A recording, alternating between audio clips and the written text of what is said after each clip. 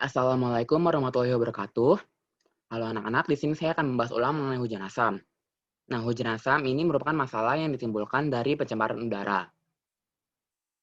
Hujan asam ini timbul dari bereaksinya polutan dengan uap air di atmosfer. Nah, polutan tersebut diantaranya itu ada sulfur dioksida, nitrogen oksida, dan juga karbon dioksida. Nah, untuk karbon dioksida itu merupakan emisi dari gas pembakaran bahan bakar fosil. Nah, sebenarnya sulfur dioksida ini juga merupakan emisi dari pembakaran gas bahan bakar fosil, di mana unsur sulfur, tepatnya itu sulfat, merupakan salah satu unsur yang esensial di tumbuhan. Nah, di dalam tumbuhan nanti, sulfur ini akan berikatan dengan karbon, sehingga ketika tumbuhan tersebut mati, nantinya sulfur ini akan terkubur bersama dengan karbon di bawah tanah. Jadi ketika bahan bakar fosil itu digunakan atau dibakar, emisi gas yang dikeluarkan itu adalah karbon dioksida dan juga sulfur dioksida.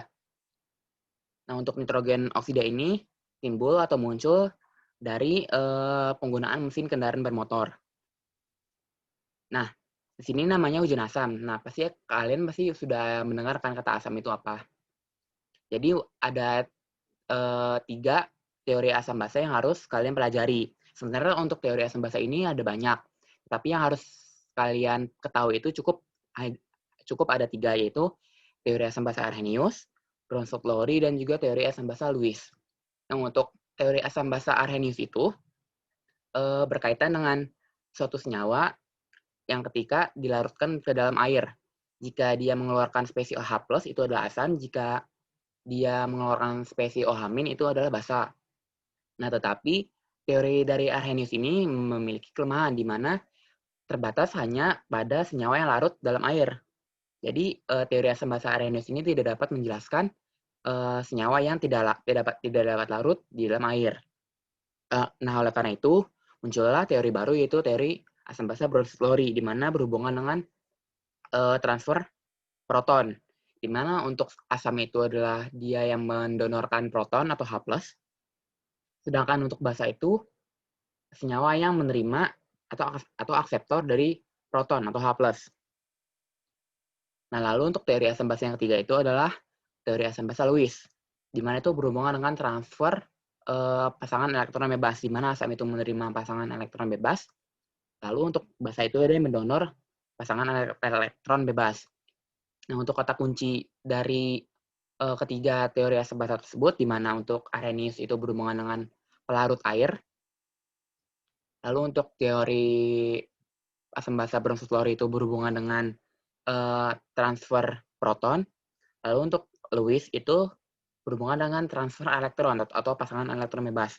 Nah, untuk teori Bronsted-Lowry dan Lewis ini jangan sampai ketukar karena sama-sama mengenai transfer. Bedanya untuk Bronsted-Lowry itu berhubungan dengan proton, lalu untuk Lewis itu berhubungan dengan elektron. Nah, kita lihat definisi ketiga asam basa tersebut di 3 senyawa polutan di sini. Dapat kalian lihat di sini ketika asam sulfat larut dalam air itu akan mengeluarkan spesies H+ atau H3O+. Begitu juga dengan asam nitrat dan juga asam karbonat. Ya, sama-sama ketika larut dalam air ini, H2O akan mengeluarkan spesies H3O+ atau H+. Nah, jika kita tinjau melalui teori asam basa Bronsted-Lowry, sini H2SO4 akan mendonorkan satu H+-nya ke H2O, di mana nantinya H2SO4 ini akan menjadi HSO4-, lalu H2O ini akan menjadi H3O+. Nah, dalam teori asam basa Bronsted-Lowry ini dikenal namanya asam basa konjugasi. Jadi jika di spesies ini, contohnya H2SO4 ini mendonorkan H+ ke H2O, ini kan berarti asam. Nah, berarti yang telah melepaskan H+ ini atau HSO4-nya ini dinamakan basa konjugasinya. Nah, untuk H2O yang menerima H+ dari H2SO4 ini kan berarti menjadi basa karena dia menerima H+ atau proton. Nah, di sini menjadi H3O+, berarti ini adalah si asam konjugasinya. Berarti ini ada asam konjugasi dari H2O, di mana di sini bertindak sebagai basa, sedangkan HSO4- ini menjadi basa konjugasi dari H2SO4, di mana H2SO4 ini adalah asam. Nah, jika kita tinjau melalui teori asam basa Lewis, di mana H2O ini kan memiliki satu pasangan elektron bebas di O-nya. Nah, satu pasangan elektron bebas O di sini akan menarik atau akan menempel pada satu atom H di sini, yang mana nanti ikatan antara H dan O di H2SO4 ini nantinya akan terputus, sehingga H2O ini akan menjadi H3O+, di mana di sini H2O ini kan adalah pendonor pasangan elektron bebasnya, di mana dia mendonorkan pasangan elektron bebas ke sini untuk selanjutnya ikatan antara H dan O di sini nanti akan terputus. Nanti akan kita lihat dari segi strukturnya ya. Jadi di sini dalam teori Lewis ini akan menjadi basa karena dia mendonorkan pasangan elektron bebas, sedangkan H2SO4 ini akan menerima pasangan elektron bebas dari H2O. Nah, begitu juga untuk asam nitrat dan juga asam karbonat. Itu dapat kalian analisis lebih lanjut. Jadi ketiga teori asam basa tersebut saling berkaitan jika kalian lihat dari sini. Nah, selanjutnya di sini dapat kalian lihat dari ketiga persamaan reaksi dari ketiga polutan terdapat perbedaan di mana untuk persamaan reaksi dari polutan sulfur dioksida dan juga nitrogen oksida ini bereaksi satu arah dengan panah yang satu arah. Sedangkan untuk di bagian bawah ini, bagian karbon dioksida, ini terjadi reaksi kesetimbangan. Nah, kenapa sih ini terjadi? Ini disebabkan sifat asamnya. Dimana untuk kedua asam di atas ini, yang sulfur dioksida dan juga nitrogen oksida, itu merupakan asam kuat, di mana asam kuat itu dapat terdisosiasi sempurna menjadi kedua ionnya, di mana untuk H2SO4 ini akan terdisosiasi menjadi H+ dan HSO4-, sedangkan untuk asam nitrat ini akan terdisosiasi sempurna menjadi H+ dan NO3-. Sedangkan untuk asam karbonat sini, dia merupakan asam lemah, di mana dia tidak dapat, hanya sebagian yang dapat terdisosiasi menjadi ionnya, yaitu H+ dan HCO3- atau bikarbonat. Nah, jadi jika ada senyawa asam karbonat, di sini dia semua senyawa asam karbonatnya akan berubah atau terdisosiasi menjadi H+ dan bikarbonat. Jadi masih ada asam karbonatnya. Berbeda dengan asam sulfat dan asam nitrat, di mana kedua asam ini akan terdisosiasi sempurna menjadi ion-ionnya. Nah, kenapa itu terjadi? Itu disebabkan dari ikatan antara si H-nya dengan atom di sebelahnya. Ini dapat kita lihat di sini. Nah, di sini adalah asam sulfat. Di sini H-nya ini terikat dengan O. Nah, dapat kalian lihat, O ini kan ada dua atom O yang berikatan ganda dengan S atau sulfur selaku atom pusat.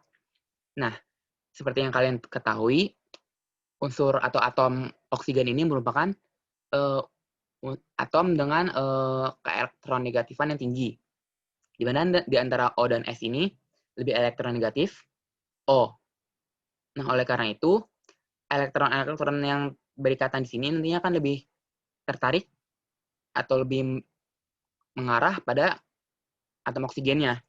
Nah, tidak hanya atom yang di seputar ikatan ini, tetapi juga atom yang berada di ikatan H dan O di sini.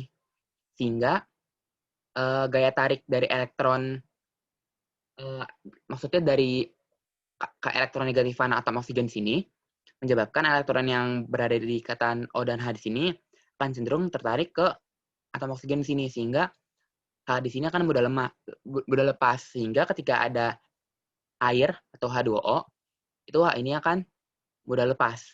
Sehingga inilah mengapa H2SO4 dinyatakan sebagai asam kuat, di mana ini adalah basa konjugasinya atau HSO4-. Nah, hal tersebut juga terjadi di asam nitrat, di mana di sini salah satu dari ikatan antara oksigen dan nitrogen sini kan berikatan ganda ya.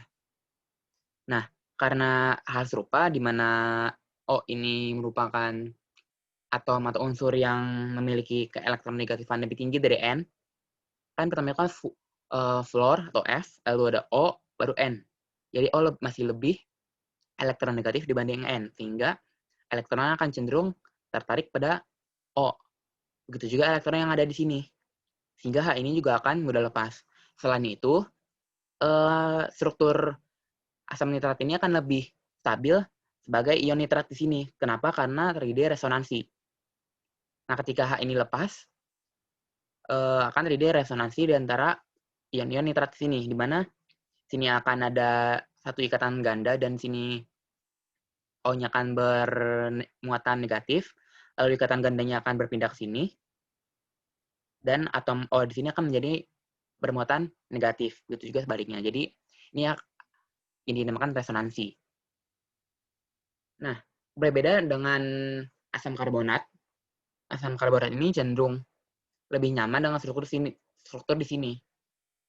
Jadi karena dapat kalian lihat di sini di struktur asam sulfat di sini terdapat 2 atom oksigen yang berikatan ganda.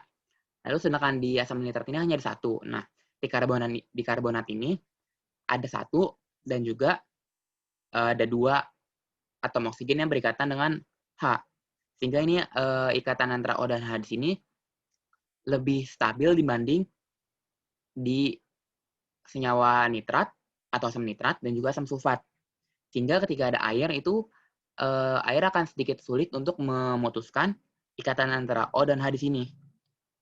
Sehingga itulah mengapa hanya sebagian dari senyawa asam karbonat yang terdisosiasi menjadi bikarbonat. Jadi itu untuk penjelasan dari asam kuat dan asam lemah. Begitu juga untuk penjelasan dari basa kuat dan juga basa lemah. Di mana basa kuat itu akan terdisosiasi sempurna menjadi ion OH- dan asam konjugasinya. Sedangkan untuk basa lemah itu hanya sebagian yang terdisosiasi menjadi asam konjugasi dan OH-nya. Untuk lebih lengkap bisa kalian analisis selanjutnya. Nah, untuk kekuatan asam di sini kita akan mempelajari cara penghitungan konsentrasi dari asam atau H+-nya. Pada umumnya ini adalah rumus untuk penghitungan konsentrasi asam dari asam kuat. Di mana seperti yang sudah kita bahas, untuk asam kuat itu kan akan terdisosiasi sempurna menjadi H+ dan basa konjugasinya. Sehingga itu hanya cara penghitungan konsentrasi H+-nya itu hanya tinggal mengalihkan konsentrasi si senyawa asamnya, contohnya itu adalah asam sulfat, dengan asam valensinya. Dimana jika asam sulfat itu memiliki valensi 2, karena dia kan akan terdisosiasi 2 kali ya. Yang pertama akan menjadi HSO4-, mengeluarkan sekian H+. Nah, SO4- ini akan terdisosiasi lagi menjadi SO4 2-, dan juga akan memberikan konsentrasi H+ yang sekian, sehingga terdapat valensi 2. Untuk asam nitrat itu valensi asamnya itu 1. Nah, untuk asam lemah, contohnya di sini adalah asam karbonat. Seperti yang kalian tahu, di sini kan tidak semua asam karbonat ini kan menjadi H+ dan juga bikarbonatnya. Oleh karena itu, untuk menghitung konsentrasi H+ ini, kita perlu meninjau dari persamaan kesetimbangan. Di mana yang telah kalian pelajari di semester ganjil kemarin, untuk ini adalah rumus dari kesetimbangan, di mana K sama dengan konsentrasi dari si produk saling dikalikan, dibagi dengan konsentrasi reaktan yang dikalikan. Nah, sini konsentrasi H2O tidak dimasukkan karena konsentrasi H2O ini dianggap konstan. Sehingga jika konstan itu kan berarti kan akan satu. Jadi tidak akan berpengaruh lebih pada rumus kesetimbangan di sini. Nah, karena H+ di sini konsentrasinya akan sama dengan bikarbonat di sini, ketika asam karbonatnya terdisosiasi, maka dapat disederhanakan menjadi seperti ini. H+ kuadrat. Nah, setelah kita otak-atik, akan didapatkan H+ atau H3O+-nya sama dengan akar dari Ka dikali asam karbonat atau konsentrasi asamnya. Jadi jika kalian lupa untuk rumus menghitung kekuatan asam atau konsentrasi H+ dari asam lemah, kalian dapat mengandalkan rumus dari kesetimbangan di sini. Nah, setelah kita membahas konsentrasi H+ ini, tentunya kita akan membahas tentang pH. pH itu singkatan dari power of hidrogen atau potensial hidrogen. Itu di mana pH dinyatakan dengan min log konsentrasi H+. Di sini adanya pH ini untuk mempermudah kita untuk mengetahui kekuatan asamnya. Di mana seperti yang kalian tahu itu konsentrasi itu kan ada yang sampai 0,0000 sekian. Nah, itu akan sedikit sulit jika kita menyebut berapa sih asamnya larutan ini. Karena akan sulit kan jika kita menyebutkan 0,000 sekian. Oleh karena itu digunakan min log, di mana jika misalkan 0,001 itu sama dengan 10 pangkat min 3. Nah, ketika diminlogkan itu akan menjadi pH 3. Nah, jadi setiap satu perubahan pH itu senilai dengan 10 kali peningkatan atau perubahan dari konsentrasi H+-nya. Nah, untuk basa itu dinamakan POH atau min log dari konsentrasi OH-. Nah, untuk skala pH ini ada 0 sampai 14. Nah, jika di bawah 7 itu adalah asam, 7 itu netral, lalu di atas dari 7 itu adalah basa. Nah, jika kita ingin mengetahui pH dari satu larutan basa, itu dapat kita gunakan rumus pH sama dengan 14 dikurang POH-nya. Jadi pertama-tama kita harus mencari berapa POH dari larutan basa tersebut. Nah, lanjut untuk membahas hujan asam, kan seperti yang kalian tahu, ketiga polutan tersebut akan terdisosiasi menjadi H+ ya. Jadi hujan asam ini sebenarnya pH dari hujan asam itu sedikit asam, tepatnya itu sekitar 5,6, itu disebabkan adanya karbon dioksida.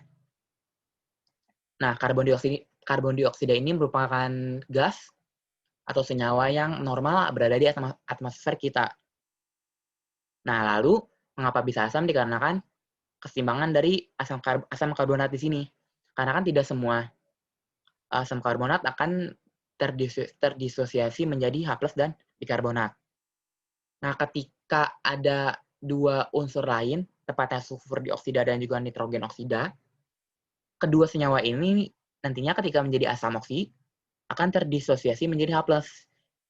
Terdisosiasinya itu sempurna. Jadi akan meningkatkan konsentrasi H+ di air hujan atau di awan, sehingga ketika turun ke bumi itu akan menjadi hujan asam. Nah, karena meningkatnya konsentrasi H+ yang cukup drastis, itu akan menurunkan pH. Jadi antara konsentrasi H+ dan pH itu saling memiliki keterkaitan. Di mana jika konsentrasi H+ naik, maka pH-nya akan turun. Nah, perlu diingat, hujan asam itu kan pH minimalnya itu pH minimal, maksudnya pH rata-rata atau pH normal dari air hujan itu 5,6. Nah, jadi ketika terjadi penurunan pH, contohnya menjadi 3, mungkin antara 5,6 ke 3 itu terlihat kecil. Angkanya hanya kecil, mungkin sekitar 2,4 atau 2, sekian lah. Nah, tetapi jika kalian tinjau dari rumus pH tadi, itu meningkat itu tidak sedikit, melainkan 10 pangkat dari si pH-nya. 10 pangkat min dari si pH-nya. Jadi jika terjadi penurunan misalkan 2 angka pH, itu peningkatan konsentrasi H+ yang terjadi di awan atau di hujan itu adalah 100 kali lipat. Dari konsentrasi H+ itu meningkat 100 kali lipat. Jadi kalian bayangkan saja terjadinya peningkatan konsentrasi H+-nya. Belum lagi, asam sulfat dan asam nitrat ini merupakan berarti salah dua senyawa dari asam yang cukup korosif.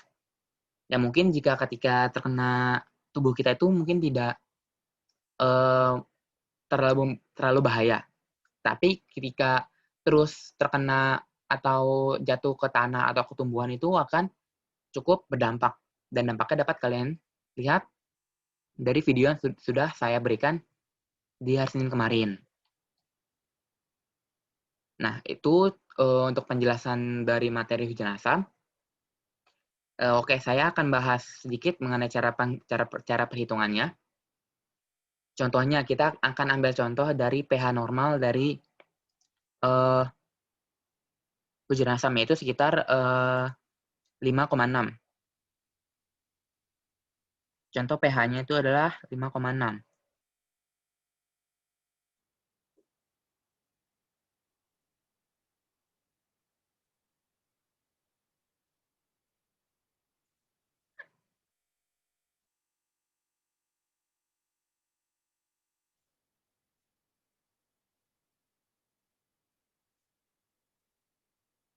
5,6. Nah, jika pH-nya 5,6 berarti cara menghitung konsentrasi H+ yang ada di sini, kalian hanya perlu mengkalikan. Jadi kebalikan dari log itu adalah 10 pangkat. Jadi jika pH-nya diketahui, cara kita mencari konsentrasi H+ itu tinggal 10 dipangkatkan dari pH-nya. Tapi ini dalam min pH ya, karena kan min log. Nah, itu dapat kalian cari 10 pangkat min 5,6 itu berapa? Anggaplah kita bulatkan jadi 10 pangkat min 6, berarti 0, konsentrasi H+ di air hujan itu, yang air hujan normal itu sekitar 0, terus 10 pangkat min 6. Nah, jika kita ingin mencari tahu konsentrasi dari asam karbonat, karena kan ini kan senyawa yang normal ada di air hujan ya, itu dapat kalian gunakan. Ini kalian dapat kuadratkan dulu, jadi di sini konsentrasi H+ itu dapat kalian kuadratkan, di mana 10 pangkat min 6 itu dikuadratkan menjadi 10 pangkat berapa? Min 36 ya.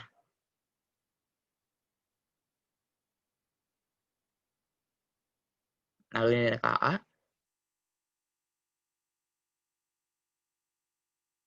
dan ini konsentrasinya. Anggaplah kita tulis X agar cepat. Nah, untuk nilai Ka itu adalah suatu tetapan, sehingga dapat kalian cari nilai dari Ka-nya. Jadi jika kalian sudah mengetahui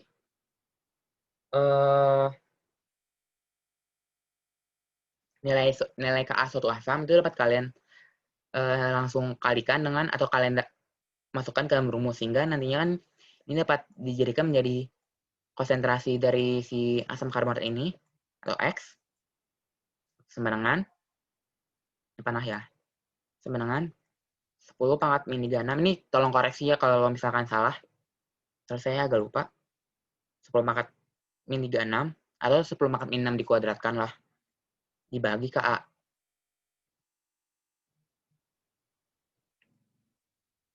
Nah, silakan kalian cari sendiri konsentrasi asam karbonat yang normal yang ada di air hujan itu berapa.